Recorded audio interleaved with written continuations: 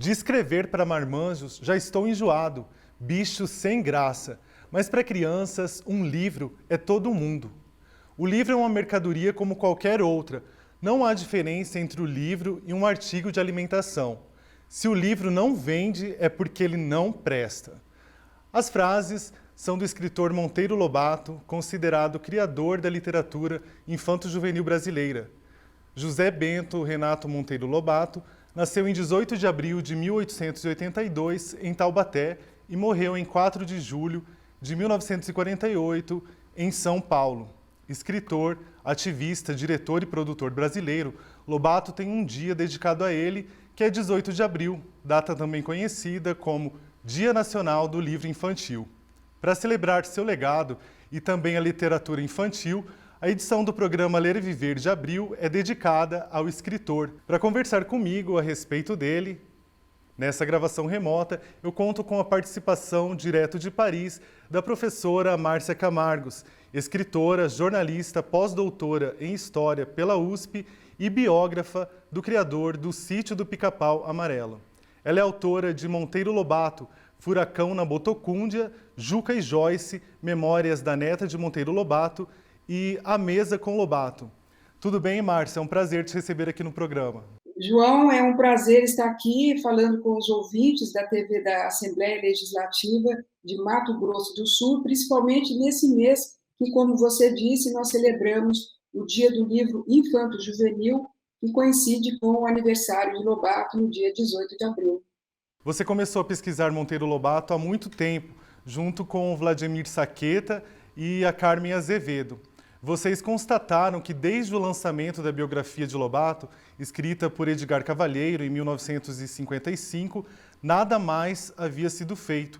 Surgiu a partir daí a ideia de uma fotobiografia que resultou no livro Monteiro Lobato, Furacão na Botocúndia, lançado pela editora Senac e que venceu o Prêmio Jabuti de Literatura na categoria Livro do Ano, Não Ficção, e conquistou o primeiro lugar na categoria Ensaios e Biografias da mesma publicação, da mesma premiação, aliás, em 1998. O que essa publicação representa para você e o que você quis contar nela e de que forma ela é importante no sentido de resguardar a memória do Monteiro Lobato? Lembrando que ele se referia ao Brasil como Botocúndia, né? O que isso quer dizer?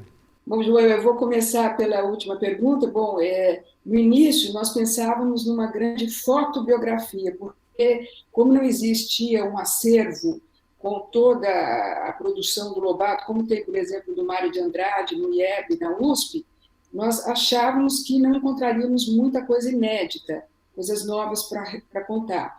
Mas, para nossa surpresa, a gente acabou se deparando com verdadeiros acervos documentais fantásticos. Então, o que teria sido uma pequena fotobiografia acabou se transformando num livro imenso de quase 400 páginas. Bom, eu também vou começar pelo fim. Botocudos é como os portugueses chamavam os índios os povos aimorés, que não pertenciam à tribo Tupi-Guarani. E eles costumavam usar enfeites, ornamentos de madeira circulares assim nos lábios, na orelha e no nariz, e os portugueses chamavam aquilo de botoque. E virou botoque, botocudos, e como você também falou, o Lobato costumava referir-se ao Brasil como o país dos botocudos. Então a gente achou que esse nome era interessante porque ia despertar a curiosidade e instigar os leitores. Com certeza.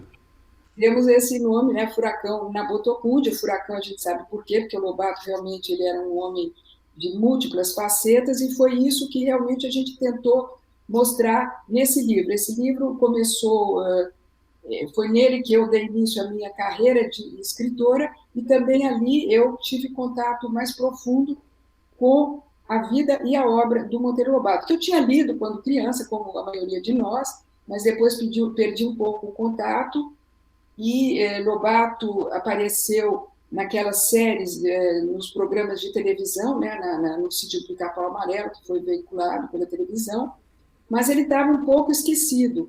E nós propusemos para a editora Senac esse trabalho, que acabou se transformando numa obra de fôlego, E a ideia era justamente mostrar, decifrar esse escritor e mostrar as suas múltiplas facetas, porque o Lobato foi assim um homem que se engajou em campanhas memoráveis pelo petróleo, pelo ferro. Ele foi o criador da nossa literatura infanto-juvenil. Ele foi também um editor de muito sucesso, um autor para o público adulto, antes de inventar essa literatura para as crianças. Foi fotógrafo, pintor nas horas vagas, enxadrista, enfim, o que você pensar, em todas as áreas, né, da atividade humana, o Lobato esteve presente. Ou seja, 400 páginas é um número assim pequeno para dar conta da riqueza e da diversidade da vida do Monteiro Lobato. De contista, autor de um único romance intitulado Presidente Negro, Monteiro Lobato alcançou popularidade graças aos seus livros infantis, que compõem metade de sua obra literária. Em meio a muita polêmica em torno de sua obra, de que forma que ele conquistou o público infantil, professora?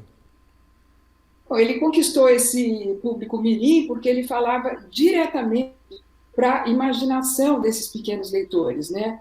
Então, ele fez aqueles personagens do sítio viajarem para o passado, para a Grécia Antiga, que fazerem viagem ao céu, visitarem outros continentes, e isso tudo graças ao ingrediente mágico chamado pó de pirilipimpim.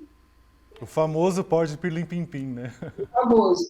Eu penso que, de certa forma, ele era um pouco, fez um pouco de literatura quase que de ficção científica, mas sem utilizar os gadgets, enfim, os recursos, digamos assim, tecnológicos. Ele não precisava de uma máquina do tempo ou de um teletransportador para se movimentar rumo ao futuro, por exemplo. Ele bastava usar esse elemento catalisador da imaginação, né? Então, era isso, com isso que ele conquistava as crianças, com aquelas imensas possibilidades, onde tudo era realmente divertido e possível. E mais uma coisa, quer dizer, as crianças podiam tanto brincar ali nos limites do sítio, como extrapolar essas fronteiras e fazer essas viagens fantásticas. Ele também criou ali no universo do sítio do Pica-Pau Amarelo um local tipicamente brasileiro. Era um Brasil agrário, então ele fez aquele recorte num pequeno espaço rural com fauna e flora brasileiros. E isso criava uma identificação com os leitores, né? Qualquer pessoa ali podia ser narizinho, eu podia sabe, ser uma menina feita narizinho, ou você como Pedrinho, e tinha todas aquelas outros personagens, como a avó que escutava, a avó que acolhe, a tia Anastácia, que era detentora do saber popular, né, que conquistava corações e mentes com as suas criações gastronômicas incomparáveis. Tudo aquilo realmente cativava as crianças, e principalmente numa época em que não havia a concorrência da televisão, da internet, dos joguinhos eletrônicos, né, de toda essa parafernália. Então, como não se encantar e como não ser conquistada pelas obras do Lobato? Por esse E só mais uma universo maravilhoso, né? Fabuloso. coisa, fantástico, que se por um lado ele era completamente mágico e sem fronteiras, por outro ele tinha esse enraizamento bem nacional e bem brasileiro, com o cheiro de terra, os saberes e os sabores autenticamente nacionais. E também ele foi assim um dos precursores do livro didático, porque com esses personagens que todo mundo já gostava, apreciava, né, que curtia, ele ensinava aritmética, geografia, história e também gramática, né? Nós temos Emília no País da Gramática, etc. Ou seja, ele foi o precursor, ele inaugurou, também foi o pioneiro dos livros paradidáticos que atualmente são tão usados, aqueles em que a criança aprende brincando, né? No livro Juque Joyce, Memórias da Neta de Monteiro Lobato, você mostra a relação incrível que eles tinham a ponto de Monteiro Lobato incorporar as ideias mirabolantes e os palpites engraçados da neta aos seus textos. Ele era carinhosamente chamado de Juca por Joyce, né? Como que surgiu esse projeto e quais palpites e ideias de Joyce se transformaram em histórias, por exemplo? Olha, depois de escrever O Furacão na Botocunde, eu fiquei muito próxima e acabei me tornando amiga da Joyce, da neta querida do Lobato, que é uma figura assim deliciosa, super engraçada. Eu fiquei curiosa de saber como que era Lobato na sua intimidade, sabe aquela pequena história do cotidiano. Que horas que ele acordava, aonde ele trabalhava, era na sala ou tinha um escritório, o que ele gostava de comer no café da manhã, no almoço e no jantar, que tipo de livros ele lia por lazer, e não quando ele estava trabalhando ou traduzindo. Ele tocava algum instrumento musical, ele jogava baralho, jogava xadrez, como que ele fazia na hora de fotografar, o que ele gostava de fotografar, enfim, como flagrar esse homem assim na sua intimidade. Que tipo de pai ele era, que tipo de marido, que tipo de irmão, que tipo de filho, que tipo de avô.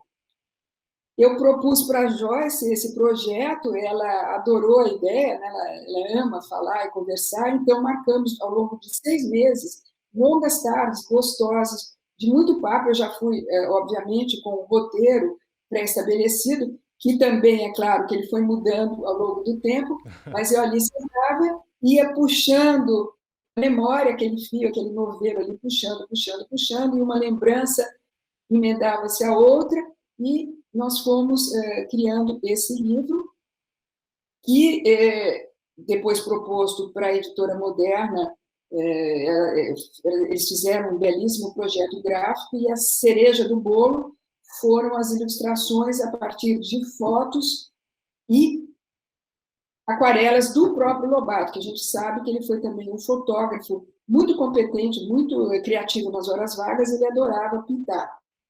E em algumas ocasiões em que a Joyce estava com ele, era a neta predileta, e durante mais de 8 anos ela foi a única neta, então muito paparicada e muito mimada, e passava as férias na casa deles em Campos do Jordão. E eles trocavam ideias, conversavam, e algumas das sugestões dela acabaram incorporadas por Monteiro Lobato, como, por exemplo, na Reforma da Natureza, aquela história das torneirinhas ali na teta da vaca, porque ela adorava, a Joyce amava tomar o leite fresquinho, né? Quem não gosta? E eu passei bem parte da minha infância nas fazendas lá em Minas Gerais, e é uma delícia você ali com a caneca, já com açúcar e café, e caía aquele leite quentinho, mas ela tinha um pouquinho, assim, ela ficava incomodada, porque na cabeça dela ficava muito perto ali do lugar onde a vaca fazia xixi. Então, é genial se houvesse umas torneirinhas que a gente pudesse usufruir desse leite delicioso, fresquinho, sem correr o menor risco de ter um pinguinho de urina ali, de xixi, na caneca. O Lobato morreu de rir, achou essa ideia engraçadíssima e incorporou na Reforma da Natureza, né? Então, essa foi uma das histórias que ela me contou. O papo sobre Monteiro Lobato tá bom, né? Então fica aí que a gente volta logo após o comercial, é rapidinho.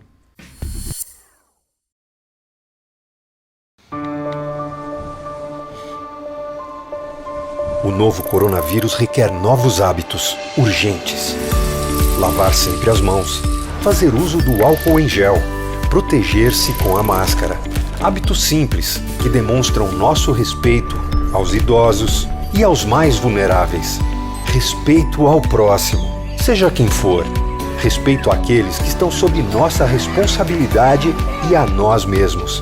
É verdade que novos hábitos exigem atenção e disciplina da nossa parte, mas é possível. Lavar sempre as mãos, fazer uso do álcool em gel, proteger-se com a máscara. Que o respeito à vida seja nosso novo hábito. Assembleia Legislativa de Mato Grosso do Sul. Contra o coronavírus, a favor da vida.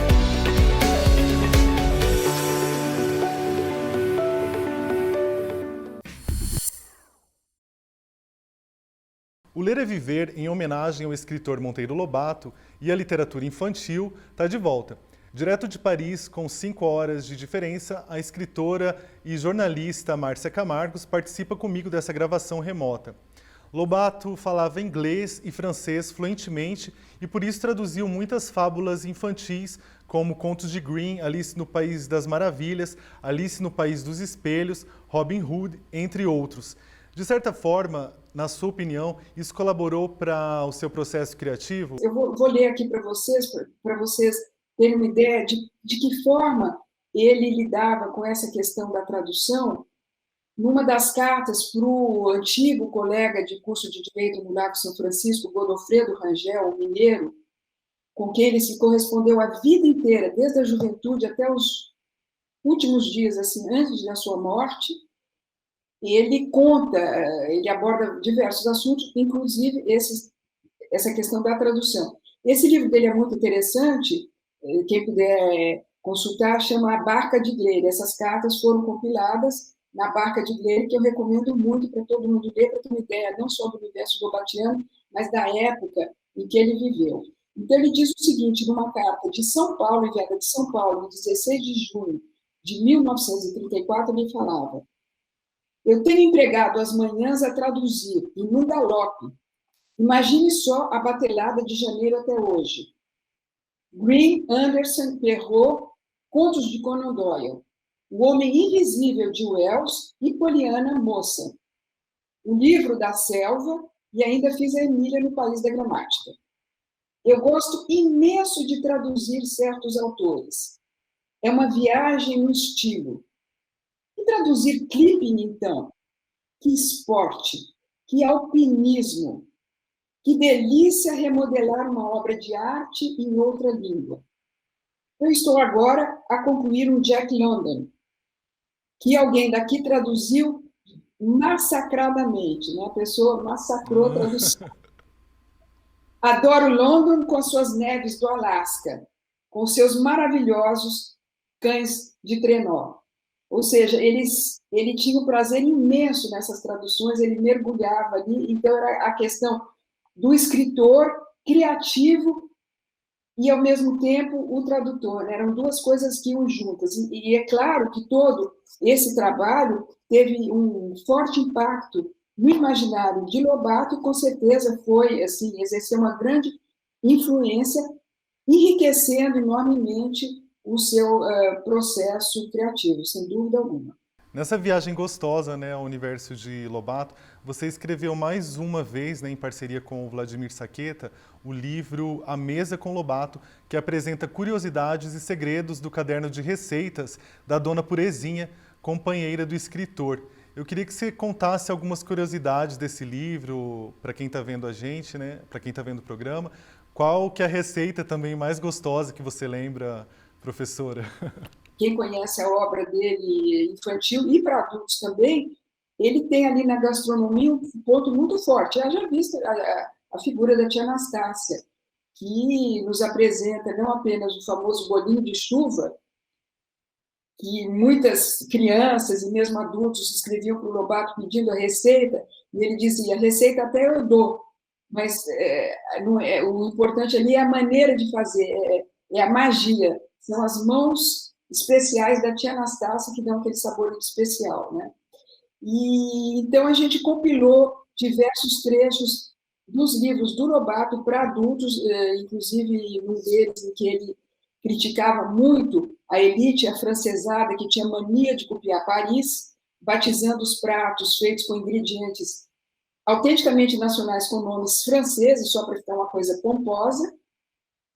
E, ao mesmo tempo, ele fazia os seus personagens viajarem pelo mundo, e a tia Anastácia ficava experimentando os tipos de pratos típicos de cada país, até o ninho de passarinho, peixes de todas as maneiras possíveis, e foi isso que a gente mostra nesse livro A Mesa com Monteiro Lobato, né, de uma coleção maior de vários escritores que tem uma relação forte com a gastronomia culinária. E no livro tem essa parte, uma primeira parte que fala justamente da gastronomia na obra do Lobato, e depois o caderno de receitas da Purezinha. E o que é interessante é que tem uma marginalia do próprio Lobato, assim, nas beiradas do caderno de receita, ele fazia pequenos comentários. Isso daqui com um cafezinho forte, então é maior delícia. Ele ficava colocando pequenos comentários assim, Fazendo o leitor comer com os olhos. comer com os olhos. E são pratos que ele fala, pratos que sustentam, aqueles pratos bem do interior paulista, e um deles é aquela tenajura, sabe? A formiga que você faz uma fritada, que ele chamava que era assim, o prato mais delicioso do Vale do Paraíba, aquela formiga que sai revoada e você fritava e comia, e que tinha um gosto assim de peixinho frito. Essa é a mais interessante, essa é a mais inusitada. A vida e obra de Monteiro Lobato servem de inspiração e exemplo para milhares de crianças, jovens e adultos no Brasil. Foi assim com a jornalista Flávia Lengruber, que aos 9 anos de idade ganhou do avô a coleção completa do escritor. Essa coleção te marcou muito, Flávia? Conta pra gente o que essa literatura representou e representa até hoje na sua vida. Obrigado pela participação. Obrigada a você, João. É um prazer falar sobre literatura, né, de modo geral. Desde criança, sempre gostei muito de ler. Então, meu avô, vendo isso, né, o meu gosto pela literatura, ele já me presenteou ainda muito nova com uma coleção Monteiro Lobato, que era uma riqueza ter aquilo, né, naquele tempo, né. Uhum. Aquilo lá era algo assim, almejado pelos adultos. Imagina para nós, crianças, ficávamos mergulhados naquele universo, né, Sítio do Pica-Pau Amarelo. A gente se imaginava justamente sendo a Narizinho, participando das peripécias com o Pedrinho. Então a gente se imaginava naquelas aventuras, né, e se transportando para outros lugares pelo pó de Pirlim-Pim-Pim. Então, isso para a gente era muito mágico. E você achava que as adaptações eram à altura do que você lia ou deixava um pouquinho a desejar? O livro eu acho que é sempre melhor, né? Eu gosto muito mais do livro, assim, porque o livro ele expande mais, né? E mexe com o nosso imaginário, e a gente... É um universo que a gente cria, né, dentro da nossa cabeça, e a gente vai para onde a gente quiser ir, né? A gente é livre nos nossos pensamentos e para, enfim, se inserir dentro daquela história, né? Vocês podem ver aí, era uma coleção de capa dura, né? E ela já está muito, muito antiga mesmo, né? Já tem, então, há quase 40 anos essa coleção. Acredita nisso? Pensei assim, vou me desfazer, mas não, né? Não vou me desfazer, isso aí é um legado, né? É como se você ganhasse uma joia, né, de família. Como é que você vai se desfazer disso? Eu verdade. Acho que é um presente, assim, eterno, assim. Flávia, muito obrigado pela sua participação. Nossa, deve ser muito legal possuir, né, uma coleção completa do Monteiro Lobato e que dure mais 40 anos, né? Obrigada, João. Um abraço. Obrigada pela participação, e eu fiquei muito feliz de recordar esse momento, me levou à minha infância, uma memória afetiva que eu guardo com muito carinho. Muito legal, né? Uma coisa é certa, a literatura de Monteiro Lobato já conquistou muita gente, de criança a adulto. É impossível não viajar nas histórias da Cuca, do Saci, da Emília, tia Anastácia, entre outros fantásticos personagens. Seu mérito literário no campo da literatura infantil tem que ser ovacionado, né, professora? Lembrando também que ele escreveu livros de conto e um romance, né? Livros de contos. Então, ele é mais conhecido como um autor infantil. Só que Lobato, muito antes disso, já era um escritor de sucesso de livros para o público adulto. Que tudo começou com a criação do famoso Jeca Tatu, lá nos idos de 1914, e ele não parou mais, vendeu muito livro. Agora, a maioria desses livros eram compilações de artigos que foram publicados nos jornais e também de contos. O único livro dele tido como no gênero romance é o Presidente Negro ou o Choque das Raças, né, que muitos falam que ali a gente pode até ver um Lobato racista, que agora virou moda, chamar Lobato de racista, achar que é a obra dele, enfim. Se a gente pega esse livro dele, O Presidente Negro, ele mostra em alguns momentos, ele faz críticas à escravidão, quando ele se refere, ele diz assim que o branco é a crueldade nua e crua, ele aborda a questão dos tumbeiros que se engravam os mares, trazendo aquela carga humana, enfim, é comovente a maneira como ele fala contra esse tráfico humano que existiu, da escravidão. E, mais do que isso, esse livro também pode ser visto como uma crítica contundente àquela história de cópia e plágio. O Lobato lutou a vida inteira contra essa mania de imitar Paris numa época, né? Hoje, infelizmente, as pessoas imitam Miami. No passado era Paris, que era um pouquinho menos ruim, digamos assim. Uhum. E ele achava que você não podia, você tinha que valorizar os seus próprios recursos, os seus potenciais, em vez de sair imitando quem quer que seja. Ele dizia ser núcleo e não rabo de cometa. Só aí que você vai conseguir chegar em algum lugar. Então, em determinado momento, ele questiona por que os negros estão copiando o aspecto exterior dos brancos, porque eles não valorizam os cabelos anelados, a cor da pele, todos aqueles elementos constitutivos da sua própria negritude. No momento em que ele renega isso, ele vai se tornar um elo frágil de uma corrente que vai acabar se esfacelando, que é o que acontece no livro, quando os negros começam a querer alisar o cabelo, etc., acontece uma tragédia muito grande que eu não vou contar aqui, para justamente instigar esses ouvintes a procurar esse livro do Lobato, mas enxerguem esse livro como uma crítica à imitação e também observem os momentos em que ele critica o branco que foi o responsável uma das maiores tragédias da humanidade, que foi a escravidão negra, né? Verdade. Professora, muito obrigado por abrilhantar o Ler é Viver com a sua participação e os seus super conhecimentos, né, sobre o grandioso Monteiro Lobato. Boa sorte aí em Paris no processo de escrita dos seus livros, artigos, nas conferências que a senhora tem participado e no seu pós-doutorado, né, que trata dos modernistas brasileiros nos anos 1920. Bom, eu que agradeço muito o convite e dou os parabéns à TV, né, à LEMS, pela iniciativa e o seu interesse em recuperar e explorar um pouco mais essa figura tão rica e, enfim, tão brasileira quanto foi Monteiro Lobato. Assim como Monteiro Lobato, a escritora sul-mato-grossense Sandra Andrade foi alfabetizada muito cedo, tendo começado a ler aos 6 anos. Sua mãe, Meire, era professora e tinha baú repleto de livros, revistas de época com novelas escritas e toda a coleção de Monteiro Lobato.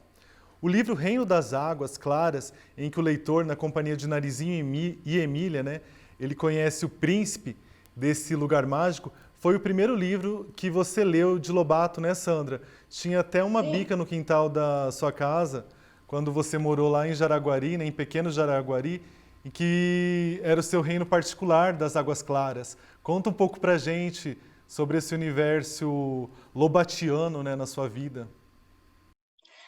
Então, é um prazer estar aqui com você e com os teus telespectadores da LEMS.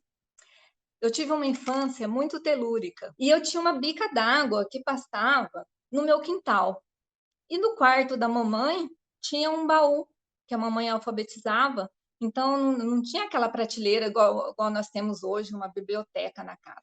Ela tinha um baú onde ela guardava, entre outros livros, o Monteiro Lobato, a capa dura ainda, preto e branca, as ilustrações.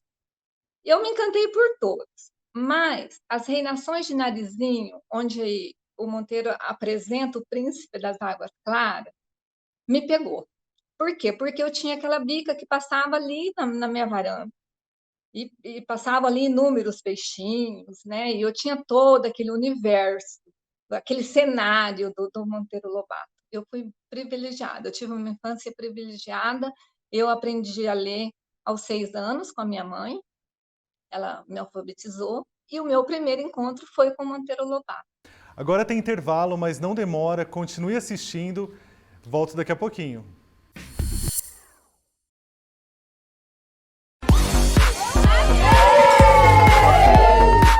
Hoje Letícia vai ser contaminada pelo coronavírus. Nossa, amiga, muito bom. Oi, Thay, chegou rápido. Ela não sabe, mas está passando o vírus para a pessoa que mais ama. Até a vacina chegar, proteja-se. Não brinque com a sua vida e com a vida de quem você ama. Governo do Estado de Mato Grosso do Sul. O Ler e Viver está de volta, prestando homenagem ao escritor Monteiro Lobato e à literatura infantil. Nessa perspectiva, eu converso com a escritora, filósofa e professora Sandra Andrade, autora de 16 livros de literatura infantil e 4 de poemas. Sandra, Monteiro, como você já falou no fim do bloco anterior, né, tem uma influência na sua vida literária e na sua obra também. Indiretamente. De que maneira você trabalha prosa e poesia numa linguagem infantil e como que a sua experiência em sala de aula colabora para a criação de histórias como, por exemplo, Dilim, o peixe que desmaiava, Tatá Manduá e seu filhote, e Que Vida Boa, a Joaninha Joanita e o Boi de Humberto, e Onde a Fumaça há Fogo, por exemplo. Então, o Monteiro Lobato, ele era um nacionalista, né? Ele amava muito o Brasil, ele amava muito a terra, ele amava muito... Quando eu falo amava muito a terra, eu falo de terra literalmente, né? Ele gostava daquele quintal, ele gostava daquilo que nascia no quintal. E a minha obra, ela é voltada também para essa parte telúrica, né? A minha literatura infantil, o Dilim, eu vou contando para a criança, eu vou descrevendo uma bica, como é uma bica, porque quando você escreve para a criança, você tem que ter um pouco de coragem. Não é igual você escrever para adulto. Requer coragem. Por quê? Porque virão as perguntas. E você não escreve nada que vai ser definitivo para a criança, porque ela está crescendo, ela está fazendo o mundo dela. Então, você acaba recebendo isso de volta. Então, o Dilim é isso. Eu lembro que eu tive momentos muito importantes na minha carreira com os meus livros. Eu pude homenagear meus filhos, a minha mãe, minha mãezinha, porque as cantigas de ninar que ela cantava para mim me inspirou muito a ser uma contadora de história. Então, no Dilim, principalmente, o Dilim é um peixe que aparece na bica da Conceição, a Conceição sou eu. E você não vai acreditar. É melhor do que ganhar um prêmio. Eu ganhei, assim, eu tive sorte de ganhar vários prêmios literários, prêmios que valiam dinheiro mesmo, né? Nós tínhamos um concurso pela Fundac, não sei se você lembra, e onde os escritores participavam com poemas e ganhavam dinheiro mesmo, né? Além do prêmio literário. Eu lembro que eu desci na Santa Casa com a mamãe e parei no estacionamento, passei pela cancela, parei no estacionamento e o rapaz, um senhorzinho do estacionamento, que na época deveria ter uns 36 anos, vem na porta do meu carro, deixa a cancela, vem e fala assim: você é a Seição? Você é a mãe do Dilim? Cara, olha, isso para mim vale mais que qualquer prêmio, porque um senhor de 36 anos, 2h da tarde, abrindo uma cancela para eu passar, me reconhece como a mãe do Dilim, um personagem literário meu. E a minha mãe estava junto. Esse livro eu ofereci para minha mãe. Nos seus livros, você também referencia a memória regional, né, exaltando o Pantanal, o Cerrado, os bichos. Então, na Menina que Virava Onça, na realidade, o menino que vira onça é o Arthur Bellini. Então, ele não... Se ele estivesse ouvindo um rock, alguém interrompesse, ele virava onça. Se alguém fizesse alguma coisa errada, que ele considerasse muito, muito errado em relação à natureza, por exemplo, pisar numa formiga que estava passando na sua frente. Aham. Ele virava onça, porque ele é muito ambientalista. E aí tem a menina que acende a lamparina, que aí eu vou falar sobre a prosa e o verso que você me perguntou. A lamparina rima com Carolina. E essa menina linda que acende a lamparina emocionei. Me emocionei. Essa filha É a Carolina, né? Carolina. É a Carolina. E o Tiago é o João que vem ajudar a procurar a onça que fugiu para o Pantanal. Que legal. Então, eu descobri muito cedo que na literatura infantil você pode usar a prosa. A prosa bem cadenciada, que depois você mistura com uma rima que enche ali a magia da prosa, aquilo vai intercalando, chama a atenção da criança. A criança ela gosta da sonoridade da rima, mas ela também gosta de algo contado, que é na prosa. Seus 2 livros mais importantes são Campo Grande, Cidade Morena, lançado pela editora Cortez, e Mato Grosso do Sul, em frente e verso, em prosa e poesia, ilustrados por Lelo Oliveira e mesclando poesia e prosa. Esses livros foram adotados por 8 anos em diversas escolas de Campo Grande, né? Quais os registros, ou melhor, quais os retratos que você quis passar para os pequenos com essas 2 publicações? Então, o Campo Grande, Cidade Morena, eu